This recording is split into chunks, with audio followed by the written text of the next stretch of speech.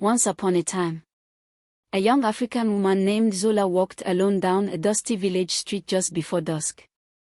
The sun had already dipped low, casting long shadows on the road. She was on her way home from the market, balancing a basket of fruit and cassava on her head, her footsteps steady, her spirit strong. But then, the worst happened. A group of men, hiding in the shadows, stepped out into her path. Their eyes held no kindness. Their words were sharp, mocking. Zola's heart began to race. She gripped her basket tightly, praying they would let her pass. But they didn't.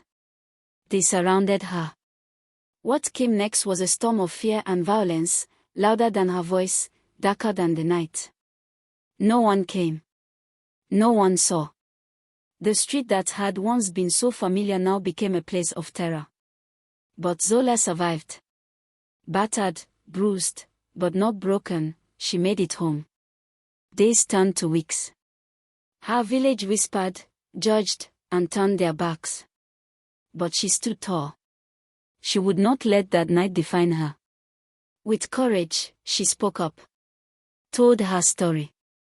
First to a woman's group, then to a journalist passing through, then to the world. Her voice cracked walls, opened eyes, and sparked movements. Zola became more than a victim. She became a symbol. Of strength.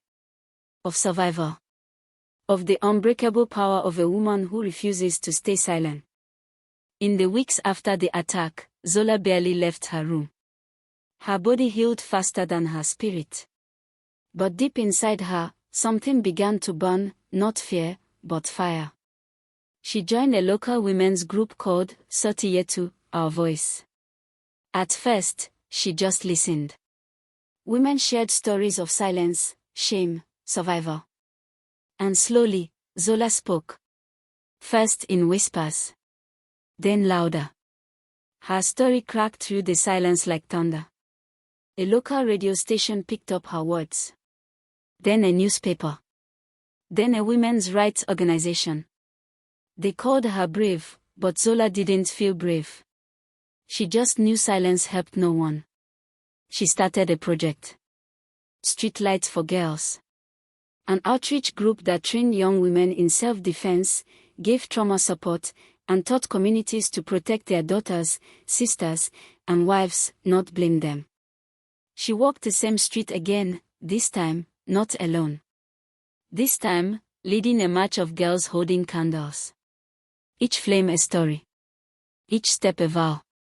No more silence. No more shame. We are the daughters of warriors. Zola's name echoed across villages and towns. She was invited to speak at conferences, schools, and even parliament. But fame was never her goal. Justice was. She helped pass a law that protected women and children from street harassment and violence.